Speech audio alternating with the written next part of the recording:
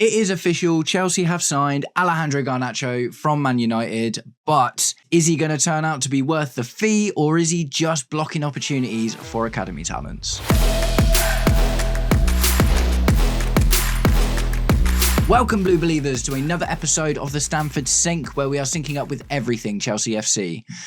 And man, this one again, this one's been going on even longer than the Xavi Simons stuff. Do you know what I mean? Because literally, we've been talking about this since we made a bid for him in the last window, and I think they wanted too much money. And it's been going on for a while, but it's over. And I say it's over, it's actually just beginning, because Garnacho is going to join the team, and he is filling out a spot that we have actually been quite light on for a little while. So a lot of Chelsea fans have not exactly been embracing this idea with open arms since the news started happening, right? And there's a couple of reasons. But guys, before we get into it, if you are enjoying the content and would like to see more, please do me the distinct honour of liking and sharing the video, or subscribe to the channel, or just roast me in the comments, whatever gets you through your day. So, Alejandro Garnacho. Good idea, bad idea. I guess it's a little of column A and a little of column B. 6 of one, half a dozen of the other. However you want to say it. Ultimately, there are pros and cons to this move, right? The cons, I guess most Chelsea fans have kind of been talking about for a while, is how it affects people like Tyrique George and blocks potential other moves for academy players. Do you know what I mean? Tyrique George featured in the preseason game against Bayer Leverkusen. Didn't look absolutely amazing. It's, you know, he still played all right. It wasn't terrible by any stretch, but he was just really struggling to impose himself on the game. And now we've got Garnacho in. That's just curtains for him, isn't it? It's just absolutely curtains.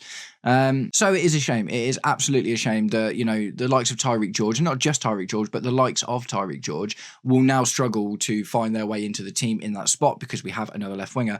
But I guess the thing about that is, that was also the case at the start of last season, because we had Jadon Sancho and Mykhailo Mudryk. So is it any different to how it was? Not necessarily. The main difference being, obviously, Jamie Gittins looks like a real player, and Garnacho, on the face of it, does look to be better than Tyrique George.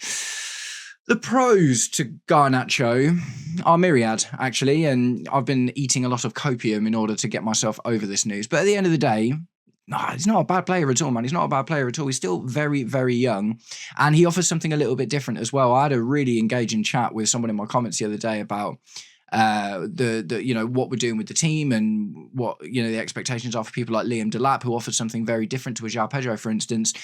Jamie Gittins and Garnacho both represent left-sided byline wingers, but they have slightly different attributes. Jamie Gittins is 100% more adept at taking people on, and his dribbling stats are better, his creative stats are a little bit better. But Garnacho is more of a goal threat and is more of a forward in that respect, you know what I mean? So ultimately, depending on what the game is going to need, yeah, cool, he kind of offers that. And his stats with United, bearing in mind how young he is, don't make for terrible reading. What they instantly tell you is they've been getting better every year. Do you know what I mean? He's actually progressed every single year so far, even though United have regressed categorically. Do you know what I mean? With their finishes and stuff. So he kind of broke through. He had a few appearances before this, but he broke through in the 22-23 season, where across the whole season he scored 6 goals and 6 assists in all competitions. Not bad for like an 18-year-old, do you know what I mean? Definitely promising there. The 23-24 season, he made 50 appearances, so really, really starting to, become a part of that team. Scored 10 goals and got 7 assists across all competitions. So that's 12 to 17. Okay, wicked. That's 5 more goal involvements. The next season, he featured 58 times and got 11 goals and 10 assists, 21 goal involvements. Absolutely brilliant. That was last season, by the way. So he has been going from strength to strength every single season. So from his debut, in order, this is United's finishing, right, where they finished in the table. When he made his debut, they finished 6th. The next season, when he got reasonably good goal return, they finished 3rd. The next season, and this is Erik ten Hag's 2nd season, they finished 8th, so they're dropping, but he still managed to put like an extra, 5 goal involvements in that season. And this season just gone, they finished 15th, and he's added another 4 goals to that goal return. Do you know what I mean? A 4 goal involvement to that goal return. Do you know what I mean? So against the grain of it, Alejandro Garnacho has actually been always progressing and always getting better. And that is even with United having their worst ever Premier League season. Do you know what I mean? In like recorded history, and being called one of the worst, or not, no, actually categorically the worst Manchester United team that has ever existed by their current manager, Ruben Amorim.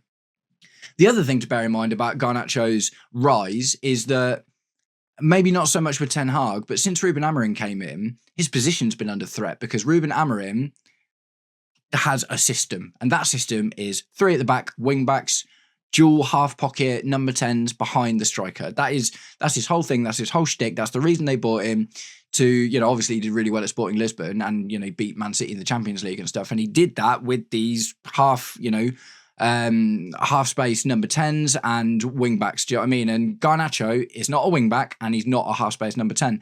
So with that first half of the Ten Hag season and the second half under Ruben Amorim, even with that going up against him, he still managed to improve his return, still managed to improve his goal and assist tally, despite being under duress in kind of understanding that his position wasn't really viable. And I talked about it on one of my on a stream I was on with the Blue Lounge as well. It must have been really difficult when Amorim came in, Ram, because the instant Ruben Amorim walked through that door, Garnacho was like, my number's up here, the writing is on the wall. There is no space for me in this team. And he tried his best, man. And obviously, the attitude thing, this is, where we start to talk about it. He obviously complained quite a lot about not featuring in the Europa League final when he'd played so much to get him to that spot in the first place. And do you know what I mean? Scored important goals and, had important creative output in those matches that got them to that final that they lost to Spurs, by the way, who never win anything. So if that wasn't indicative of a bad season, no, I don't know what else is. But yeah, the attitude thing, I think, has probably largely boiled over from the fact that 6 months ago, a manager came in that if you look anywhere on the internet about who does this guy like to play in what position, it's like there is no spot for byline wingers. Just how, for instance, almost the opposite we've got with Christopher Nkunku, right? Christopher Nkunku was brought in before, obviously Maresca was there. And when Maresca comes in, if you look at any team that Maresca's had any involvement in before, he likes byline wingers. Christopher Nkunku, absolutely not that. And, Nkunku probably felt kind of the same way about being in the Maresca team. Although he's been more professional about it, absolutely fair to say. Garnacho is a young lad, do you know what I mean? A young lad who had just experienced like a really fast upwards trajectory from being an academy under 19s Premier League 2 player kind of thing. And then all of a sudden he's in Manchester United's first team in the Premier League. And he's actually one of the most consistent players. So it's a tough one, man. With attitude in general, attitude is always a really difficult thing because things affect people differently in different situations, right? Like if it was just a case of he hadn't been playing very well and, he probably wouldn't have come out and complained and moaned and, do you know what I mean? But ultimately, because he had been playing well and he's just become a victim of the new system and of United's way forward, that was probably a bit of a stinger.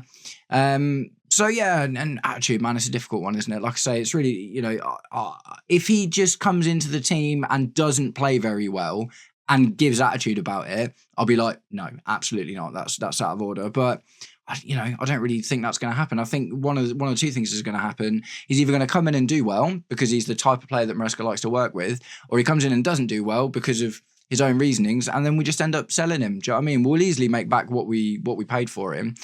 We've got the best negotiators on the planet. Do you know what I mean? It's like, how do we keep making all of this money for all of these players?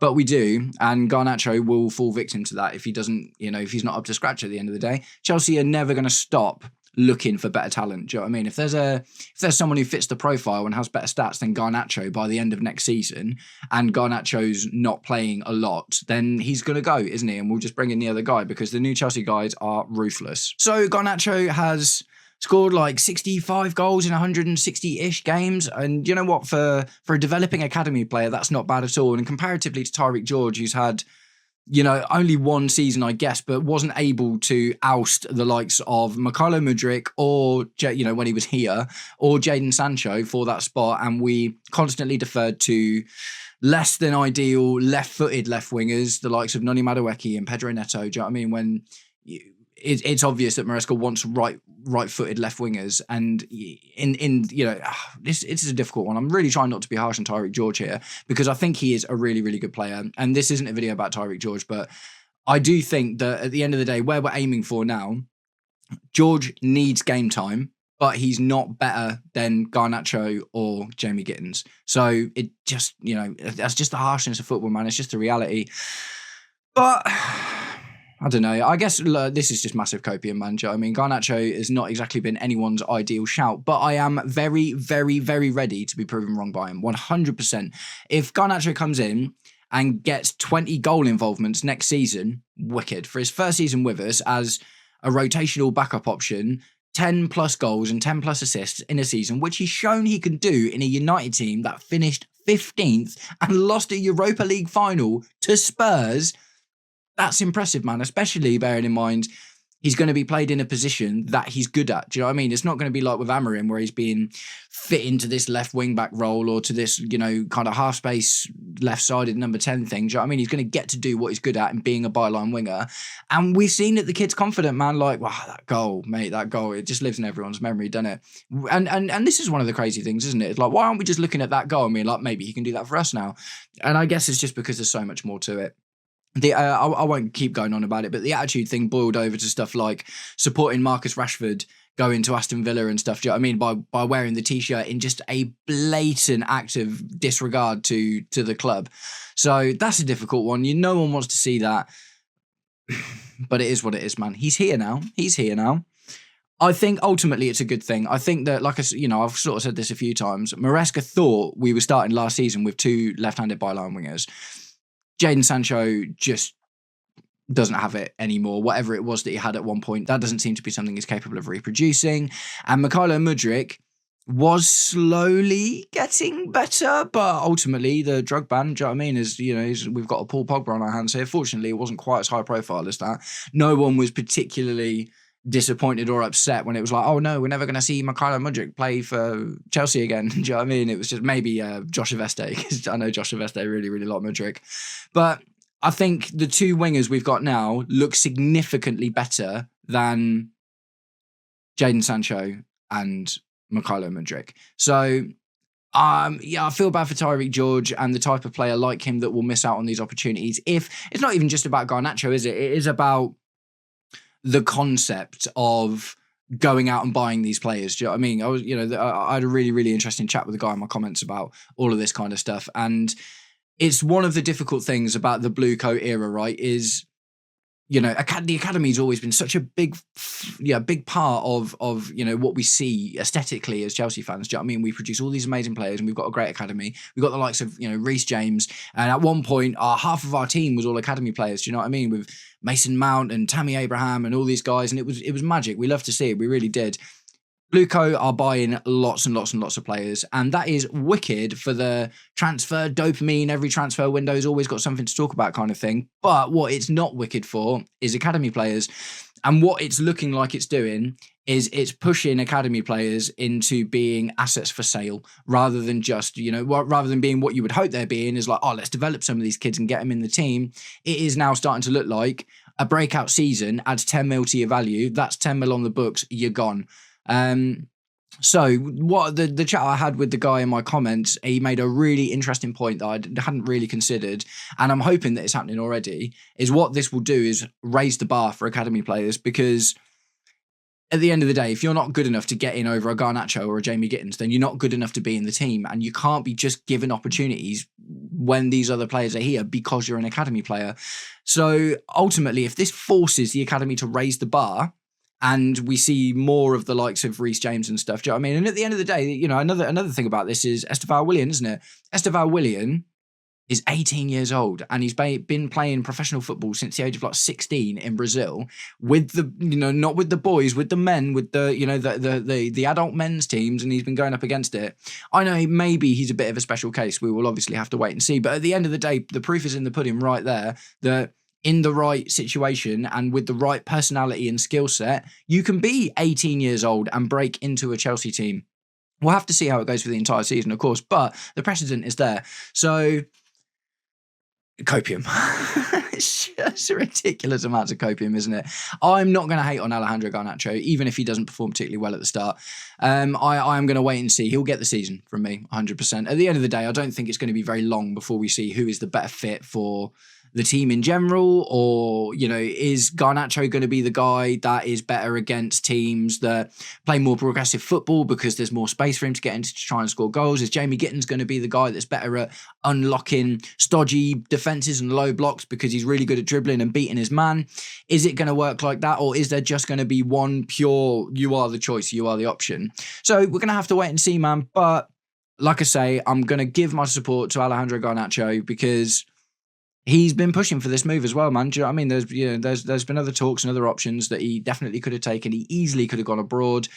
At the end of the day, Man United haven't been asking a crazy price for him, largely because his contract's running down and he's an academy product at the end of the day.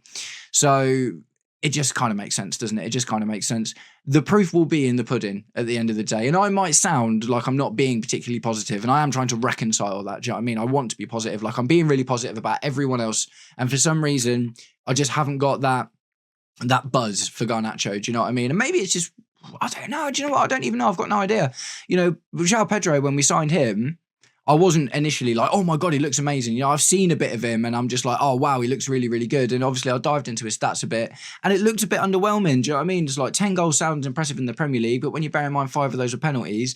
But as of right now, he scored 4 goals in 3 games. Do you know what I mean? So João Pedro is proving that in this system, with this collection of players around him and this manager and in this time, he's proven to be a lot better than he was at Brighton and to be able to contribute more and to be a very different kind of player. And maybe the same thing is going to happen with Alejandro Garnacho. Do you know what I mean? I can only absolutely hope that because he fits into the system and because he's going to be surrounded by better teams who are competing on more fronts and have more pressure, but ultimately more expectation and higher goals to aim for, maybe we can actually bring the best out of Alejandro Garnacho. And I absolutely want that to happen. I just want all of the players on our team to be good. Do you know what I mean? Of course you do. So I will I've done a little bit of a stats thing, and I guess that was kind of underwhelming as well. I compared him to Jadon Sancho and Jamie Gittins from their last season. Jamie Gittins clearly came out on top in that, but that has to be juxtaposed with the fact that it was a Bundesliga campaign, and Jadon Sancho has just kind of been falling off for a while, isn't he? Jadon Sancho was the most creative one. Jamie Gittins was the best all-rounder and had better stats across the board. Garnacho was the most direct attacking option. Do you know what I mean? So I guess we're just going to have to see, aren't we? The season starts very, very soon, and Garnacho is going to get opportunities. He absolutely is going to get opportunities. There's a lot of games now. Do you know what I mean? There's a lot of games. And this is another thing I was talking about the other day. Because there's so much football now, we need a big squad. I understand there's people like Pep Guardiola and, who are complaining about wanting a smaller team. And then at the same time, in his team, you've got Rodri, who's unfortunately going to be injured for longer, by the way, who's saying we're playing too many games. Do you know what I mean? So even if Jamie Gittins is the absolute business, you can't play him every single game. Do you know what I mean? And you still need to win the other games that you can't play Jamie Gittins for. So, and this is, where the choice becomes between, do we give Tyrique George the chance or do we, go in on Alejandro Garnacho? At the end of the day, if it wasn't important to win the games, then you'd give the chance to Tyrique George. But because we are going to try and win every single game of football we play, I would be really, really disappointed. Like last season, Maresca tanked the cups, didn't he, man? Like, let's just be honest. He absolutely tanked the cups. I think it was when we got knocked out of the Carabao Cup by Brighton. He didn't even make any subs. Literally not a single sub for the entire game. So that absolutely tells you he was protecting his players for the game that he thought was important that was coming up next.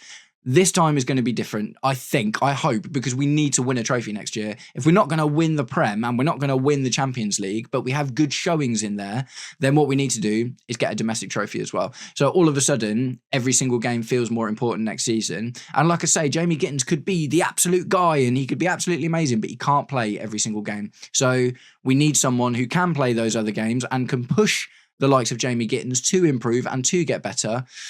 That's just how it's going to have to be, man. Football is changing. There's so many games. Squads can't necessarily get much bigger, but we've got to thicken them out a little bit. And what that basically means is bench quality is going to have to go up. Do you know what I mean? Because you used to be able to afford to have your first 11 and then your bench was like players with a bit less quality and stuff. Do you know what I mean? But now it's going to have to be like your bench players could feature in your first team and it becomes more about choice of who's right for that game rather than be like, I'm going to save my better players for the harder games because every game's going to be a hard game and every game's going to become an absolute must win. Hopefully Garnacho is ready and willing to be a part of that.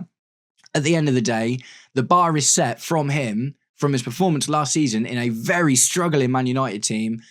11 goals and 10 assists across all competitions. If he beats that this season, that's worth 40 mil. Do you know what I mean? We paid 35 mil for Noni Madueke, and he got like 11 goals across the whole season as well. Do you know what I mean? But obviously we've got right-sided players now, and we need, if we had a left, this is what we need, isn't it, really? Like someone like Madueke on the left-hand side, but it needs to be more than that as well. It needs to be more than that. So I'm going to wrap it up there, guys. Tell me what you think. Absolutely tell me what you think. Talk to me about your thoughts about Garnacho.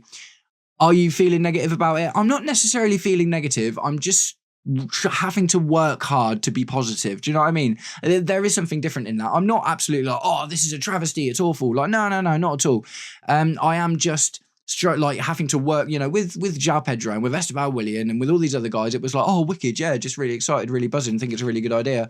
But for some reason with Garnacho, I'm having to really like dig deep in order to find that spark of positivity about him. And at the end of the day, that can all be allayed very, very quickly if he just hits the ground running. So we will see what happens. Thank you very much for sticking around until the end of the video. If you did, like I said, guys, especially if you're new here, subscribe to the channel. Road to 1,000. We are getting there, and I need your help to get there together. Hit that button. Nice one. I hope you have all had a wicked day, and I'll catch up with you very, very soon. Peace.